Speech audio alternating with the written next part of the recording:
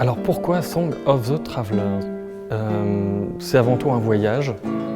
Et dans tout voyage, on vient de quelque part et on va ailleurs.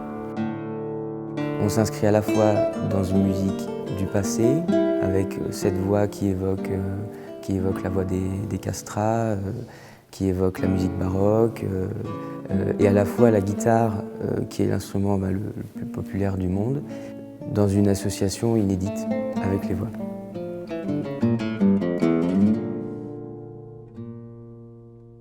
À la place de penser pour deux voix, j'ai tenté un petit peu de me projeter dans des chœurs en fait. Et ce que je ne pouvais pas mettre évidemment, par exemple pour les deux voix, eh bien, je l'ai traduit pour les deux guitares, afin que la guitare n'ait pas un rôle d'accompagnement en fait. Pascal a composé des folk songs, des histoires amoureuses, des histoires humaines. Et pour passer au-delà de l'humain, il a eu la géniale idée de composer des œuvres sacrées. Et ces œuvres sacrées, tout à coup, nous amènent, en tout cas moi en tant qu'interprète, elles m'amènent ailleurs.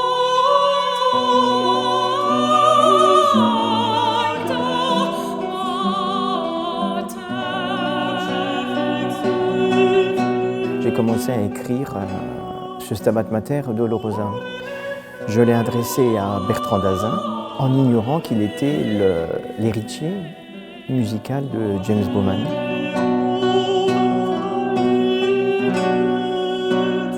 James Bowman a été en effet un pionnier dans cette aventure des contre-ténors au XXe siècle. Et outre une discographie qui est très très importante, il a aussi réussi à créer une transmission.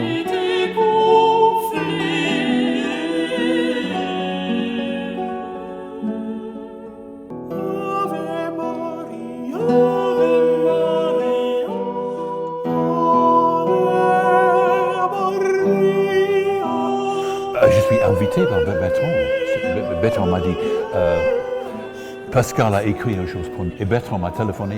Est-ce que tu veux bien venir à Paris pour une journée pour enregistrer que cette pièce? C'est tout. Je suis l'invité célèbre de ce disque.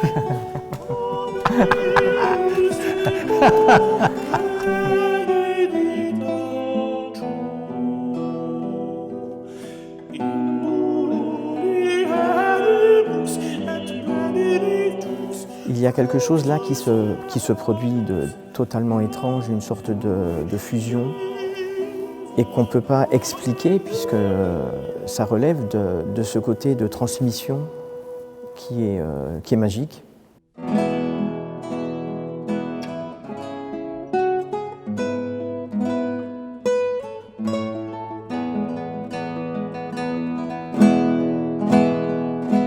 On m'interroge souvent pourquoi autant de musique sacrée, puisque ça peut être un peu mystérieux d'en écrire autant en quelques années sans pour autant fréquenter ce climat, ces ambiances-là. Et je trouve qu'à ma façon, c'est une manière de se retrouver, de trouver peut-être un autre chemin. Et en tout cas, c'est une forme de prière à ma façon. Et c'est très important d'avoir du répertoire contemporain, je crois. On ne peut pas rester tout le temps avec musique ancienne et baroque. Ça, c'est embêtant, au fond. Et cette pièce de Pascal, c'est une addition. How do you say to enrich? Enrichir le répertoire. Pour enrichir le répertoire. Voilà. Let's do it. Yeah.